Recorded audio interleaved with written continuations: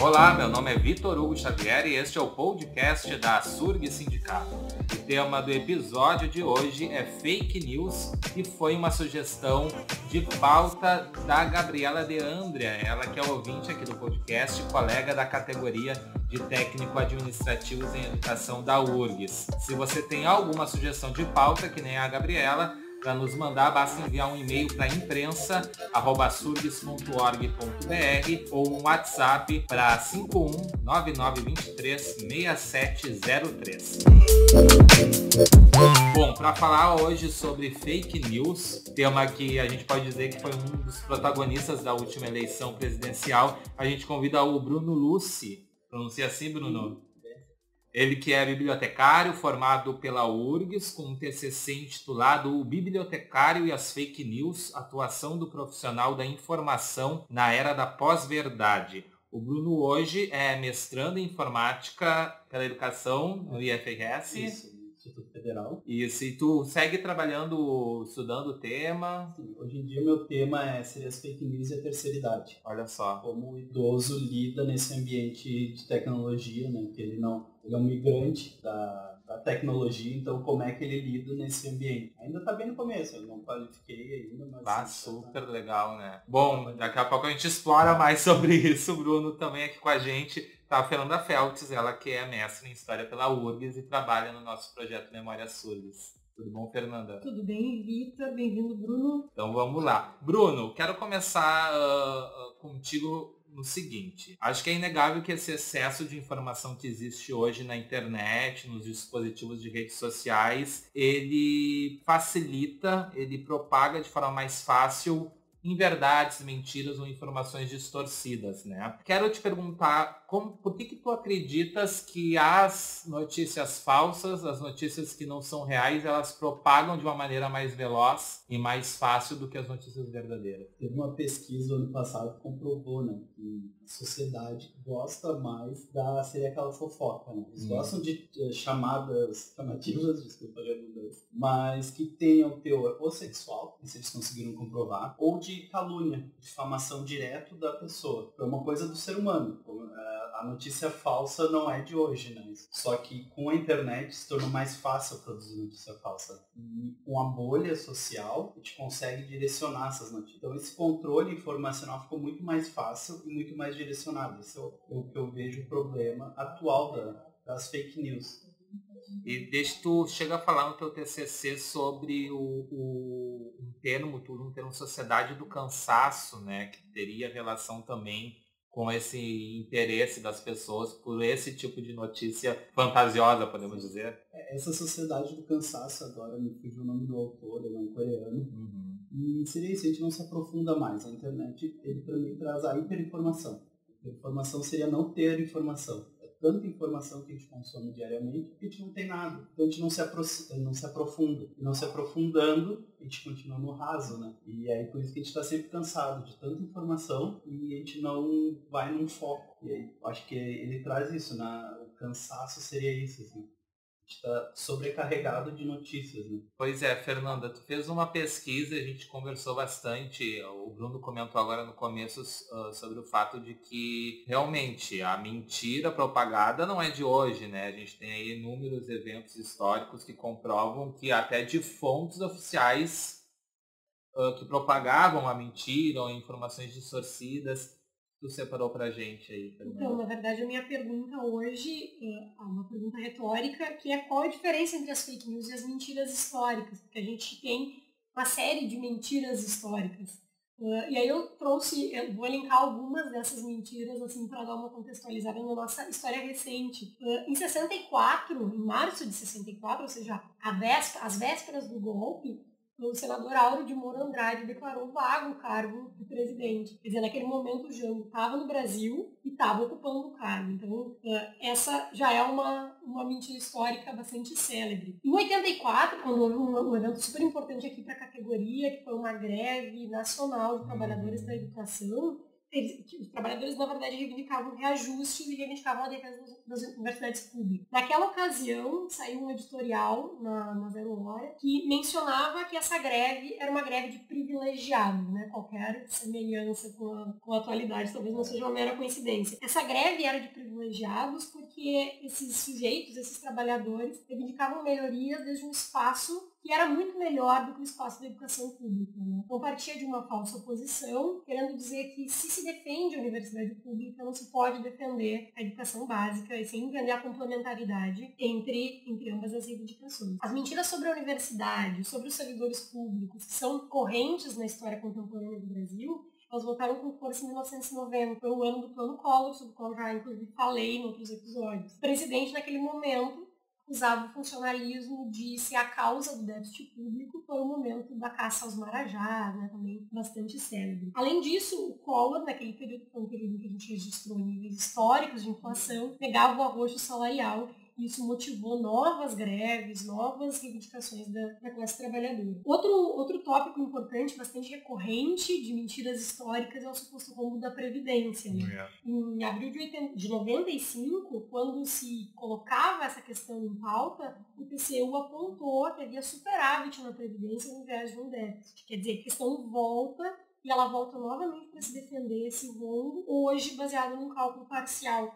É um cálculo que desconsidera diversas fontes de receita da pasta, né? E demonstra que também é no mínimo, uma verdade bastante relativa. Ainda na década de 90 houve novas mentiras. Naquele momento, por exemplo, eu cito a privatização da Vale. Né? Houve várias privatizações. A Vale foi uma empresa estratégica brasileira que foi privatizada em 97. E o curioso sobre essa mentira é que a Vale foi vendida considerando apenas o valor da sua infraestrutura e não o valor potencial das suas reservas de minério, que, segundo leituras que eu fiz aqui, eram capazes de abastecer o mundo por 400 anos. Ela foi vendida por 3,3 bilhões e se assumia que ela podia ter sido vendida em 100 bilhões de reais. Né? Então, na verdade, também um pouco, aliás, bastante questionável. Então, assim, meu ponto é justamente voltar ao que o Bruno disse, sobre notícias falsas não serem novidade. Elas são historicamente utilizadas, e são utilizadas por vários motivos. Entre eles, eu cito a desmobilização da classe trabalhadora, fragmentação das lutas, e também a criação de falsos inimigos. Por exemplo, toda a lógica e a retórica em torno do anticomunismo, como ela é mobilizada a partir de mentiras históricas. Né? E aí, eu acho importante dizer que a história, como uma ciência dinâmica, ela também é um palco de disputas. Porque a gente está falando aqui sobre o direito de contar a história, o que se conta da história e como se conta. Esses são instrumentos políticos e estratégicos para uma sociedade, são muito importantes. A gente vê isso hoje, muito presente, os ataques que são feitos às ciências humanas. Né? Se fosse tão desimportante como se fala, a gente não teria tantos ataques assim. E aí eu volto ao final do século XIX, quando começa a se questionar filosoficamente a ideia de verdade. E aí esse é um processo que vai sendo levado a partir da filosofia, de outros campos do conhecimento. Na década de 60, quando acontece a crise do estruturalismo, se aponta para o discurso como a forma que prevalece e que intervém ou submete, dependendo da leitura, a prática social. A história sob essa leitura ela passa a ser um campo de disputas entre discursos que são múltiplos. Então, a ressalva que eu aponto para esse esquema é como arbitrar discursos que revisam o conhecimento científico sem qualquer rigor e chegam a ideias como o nazismo é de esquerda ou como que não houve ditadura no Brasil. Mas eu faço todo esse preâmbulo para chegar ao teu TCC, Bruno, onde tu falas na necessidade de uma educação para a informação, que é uma educação baseada na checagem da informação, uma abordagem crítica da informação. Eu acho que isso, a partir dessa leitura, eu posso encontrar semelhanças com o trabalho do historiador, né? Um trabalho pautado na contestação da fonte, no cruzamento de fonte, na contextualização da informação. A mentira histórica, aliás, só é desvendada a partir desse trabalho, né? Vocês podem descobrir isso a partir da análise e cruzamento de fontes. Então, nesse sentido, a minha pergunta é sobre como esse processo de educação para a informação, ele pode contribuir não só para que se verifique a informação em si, como também para que as pessoas reconheçam o contexto de produção de uma notícia e os interesses que estão contidos numa notícia, uma vez que a gente percebe que mesmo os governos fazem uso de notícias e informações falsas. Information literacy, que eles Em Portugal, eles já aplicam isso na escola básica desde os anos 90. Então, a criança já produz isso. Na Finlândia, na escola básica, também eles produzem, as crianças produzem um jornal e aí eles passam em cada série o jornal que eles produzem. Então, eles têm esse conhecimento, como produzir uma notícia. O Brasil, quando ataca as sociais, digamos, né, filosofia e sociologia, ele também está descredibilizando essa information literacy. Por quê? Porque essa oficina, aqui vamos tratar como oficina, mas isso acho que tinha que vir lá do ensino básico também. Faz a pessoa pensar, né? Não adianta eu dizer as fontes, porque também eu posso estar censurando, né? Eu não posso dizer, você escuta esse podcast porque ele é bom, não escute esse porque é ruim. A pessoa tem que ela reconhecer por que é bom e por que é ruim. E aí, quando tu tira a sociologia, tu tira a filosofia do currículo escolar, ela não vai conseguir mais diferenciar. E aí vem aquela pessoa que diz, não, escute só isso ou escute aquilo. Bem, isso seria a primeira parte. Implantar isso numa sociedade. Né? A gente não cresceu, eu não cresci com internet. A gente aprendeu a usar a internet no meio do caminho. A gente ainda é da época da enciclopédia, né? Aqueles livrões enormes. Teve um colunista até no jornal que falou dos patinetes. E aí eu fiz dá para fazer um comparativo com a internet, né? Eles largaram os patinetes na rua e não nos ensinaram a usar. É verdade. E agora a gente está aprendendo aos poucos. Muitos acidentes aconteceram. A internet seria a mesma coisa, né? Nos colocaram a internet e não nos ensinaram que tem que... Porque a internet, a gente tem regras básicas que podem... não fazem sociedade, mas a gente reproduz na internet. E a mentira seria uma delas, né? A gente cresceu aprendendo que mentir é feio, mas... Então por que a gente começa a usar... sei lá, fazer até podcasts para ameaçar pessoas ou compartilhar notícias falsas? E no dia a dia a gente não faz isso. Pois é, mas eu quero te perguntar assim, qual o papel do profissional de comunicação, vamos dizer assim, no dia a dia, na prática, né, para fora da questão pedagógica, para combater a disseminação dessas notícias? Porque agora me veio à cabeça tu falou sobre a questão de sexualidade, que sempre chamou muita atenção para isso, me veio à cabeça a história do Queer Museu, que acho que foi talvez um dos primeiros momentos mais recentes que a gente discutiu fake news e do quanto ela é aqui em Porto Alegre localmente, e que realmente foi isso, né? Foi uma disseminação de notícias ou em verdades ou colagens das obras que estavam lá expostas para difamar completamente a exposição, né? Então eu te pergunto, a mídia naquele momento abraçou também essa narrativa de que o Queer Museu era polêmico e não só deu espaço pro curador da exposição, como também deu espaço pro MBL. Eu me lembro acho que não sei se foi na Guaíba, se não me engano, teve do Juremir Machado. Foi o Juremir? Nando Gross, que chamou o curador da exposição, o Fidelis, para entrevista e chamou um membro do MBL. Então ali tu tinha uma pessoa focada na área de artes, de estudo de gênero e sexualidade, tendo que explicar para uma pessoa que não sabe sobre esse tema. O Nando Gross ele invadiu o estúdio para pedir respeito, porque a Guaíba tinha passado por uma repórter e aquele... que a mamãe falei, isso, foi ele mesmo. Então o Nando Gross invadiu o programa do Juremir. Eu acho muito complicado. Eu acho que a imprensa ainda não entendeu qual é o papel dela. A gente ainda tá batendo cabeça, sabe? Porque agora a gente pode gravar um podcast, a gente pode gravar um programa de rádio, a gente pode produzir um site e ter o mesmo alcance que um veículo de comunicação. Tem toda uma estrutura. Então eles estão, assim, batendo cabeça. Eles não sabem se eles atacam, se eu apoio. E eu vejo assim, o papel da imprensa é que aí a gente volta naquele contexto histórico, né? E a imprensa também foi direcionada, também produziu muita fake news. E agora eles têm um concorrente, né? Então, que lado eu vou assumir? Eu acho que nos Estados Unidos a imprensa se declara de esquerda ou de direita. E aqui a gente vive essa falsa parcialidade, né? A gente tem programas que não tocaram nas manifestações de ontem, sabe? Então, cadê essa imparcialidade? Eu acho que no Brasil eles têm que se declarar. Eu apoio esse candidato, eu não apoio esse candidato. Ou eu apoio essa empresa. Quando tu faz checagem, né? A gente pode entrar, a gente consegue ver assim, tipo, matérias de jornais falando da violência no bairro e aí a gente vira a folha, tem propaganda de condomínios fechados naquele bairro, entendeu? Fique seguro. Sabe? Isso é também não é uma fake news, mas é um jeito de influenciar o leitor. Então eu acho que tinha que ter mais clareza. A imprensa ainda está batendo cabeça, como a gente falou, mas ele tem que ter clareza para o público, né?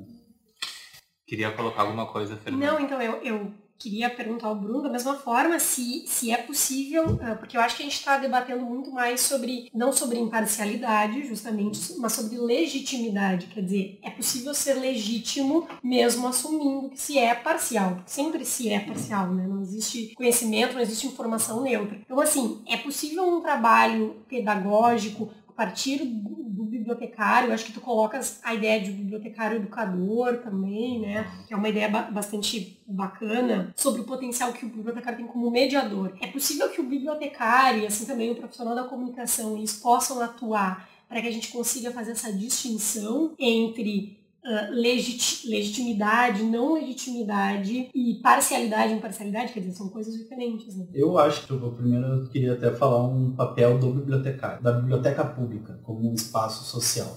A gente tem um desmanche das bibliotecas públicas aqui, e esse é o espaço onde o bibliotecário poderia atuar para a sociedade, junto com o comunicador. É possível, sim, mas aí a gente volta naquela questão pedagógica, né? Que não é um trabalho que não vai ser do dia para a noite, mas a gente tem que trabalhar como educadores.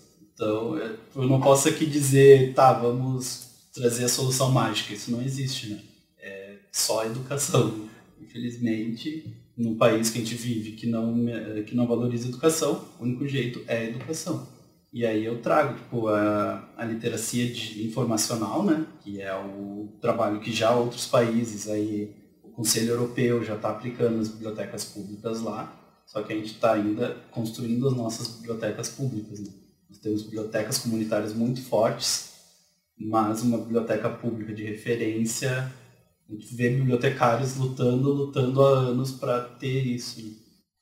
Não, Bruno, eu queria que tu falasse antes sobre a mídia, né? Acho que é interessante a gente falar que a mídia tradicional, ela também tem interesses capitalistas de ganhar dinheiro, então acho que ela está um pouco se perdendo nessa questão também de ver ali na polêmica, na fake news, uma maneira de monetizar também. Então acaba que a mídia ela acaba abraçando a polêmica do momento, né? E legitimando o que está viralizando ali na internet, né? Como que tu enxerga isso? Como solucionar toda essa questão que é muito complexa das fake news? Tu estava falando antes que tu está estudando como que as notícias falsas elas atingem o público da terceira idade e que é um grande disseminador dessas notícias via WhatsApp, etc. Seria atacar de maneira pedagógica esse grupo de pessoas? Como que tu enxerga uma solução para esse problema? Eu acho que esse é um grupo muito vulnerável, mas teria que ter uma educação na base, né? A gente começar por aí. Não seria uma coisa que iria ser de 5 anos, iria demorar muito mais para a gente ter essa estrutura. Outra coisa que eu acredito, tem que ter uma fiscalização em cima de grandes empresas, que nem Google, Facebook, porque eles lucram muito em cima da disseminação de notícias falsas. E aí seriam os veículos de comunicação, como entrar nesses veículos de comunicação. Como tu falou, eles são empresas, né? Eles visam o lucro, a gente não pode negar isso. Mas nós damos o lucro para eles também, tem que pensar nessa contrapartida.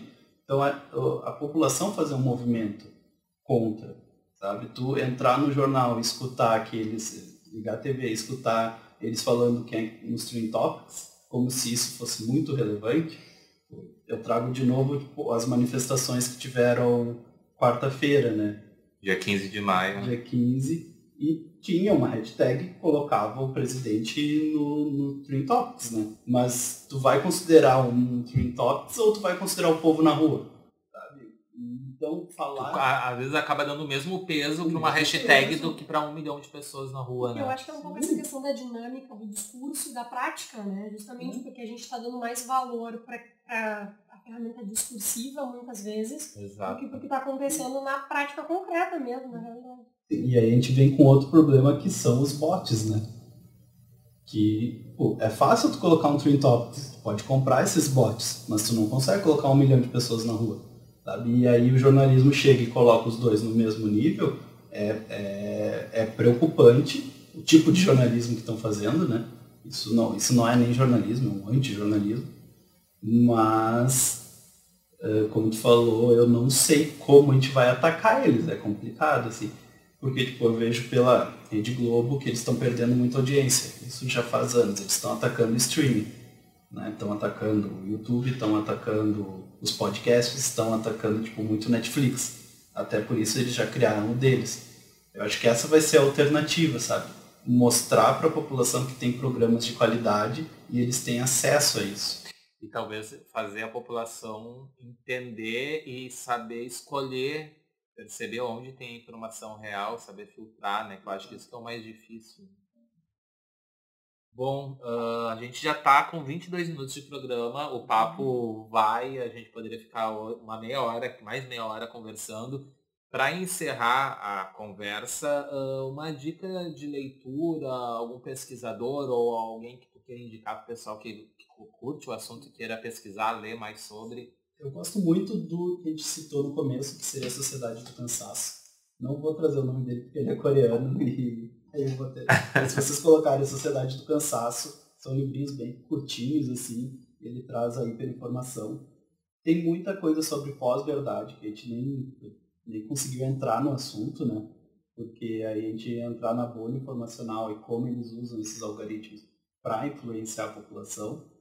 Mas eu acredito assim, tipo, se colocar no YouTube, tem documentários sobre as eleições, o Brexit na Inglaterra, que é muito interessante. Saiu um filme agora, quem quiser ver, o nome é Brexit. É um documentário? É um filme, é um filme que aí conta como foi articulada a saída do Reino Unido. E aí eles mostram que foi tudo planejado, a notícia foi. Aquele jeito que eles iam fazer aquela notícia para não dar cara de notícia foi tudo esquematizado, como eles conseguiram os dados. Não é um documentário, é uma forma mais leve de entender tudo. E aí dali tu consegue entender as eleições dos Estados Unidos e as eleições do Brasil. Então acho que eu recomendo muito esse filme. Ele sabe se está disponível na internet? Ele é da HBO, ele foi lançado esse ano, mas acredito que tem. O pessoal consegue achar. Então tá, Bruno, te agradeço muito pela visita ao podcast. Eu acho que é um assunto que vai seguir sendo pauta. Acho que a gente não tem muito como escapar desse assunto e vamos falar sobre ele outros momentos também. Quero só ressaltar para o pessoal que está escutando que o podcast da Açurgues já está disponível no Google Podcast, também no iTunes, só procurar por Açurgues que tu encontra. Também estamos no Spotify e disponibilizamos os episódios no YouTube e Facebook. Eu já peço de antemão para o pessoal fortalecer esse projeto, que é um projeto novo, curtindo e seguindo o podcast no seu aplicativo de áudio favorito e acompanhar também as últimas notícias e a agenda do sindicato no site açurgues.org.br. A apresentação e produção do podcast da Açurgues é de Vitor Hugo Xavier, pesquisa de Fernanda Feltes, técnica, identidade visual e apoio de produção do Christopher Dallalana. A coordenação de comunicação da Açurgues é da Mariane Quadros e da Marlise Paz. Coordenação geral da Açurgues, Bernadette Menezes, Charles Almeida e Rafael Berbigier. Até a próxima.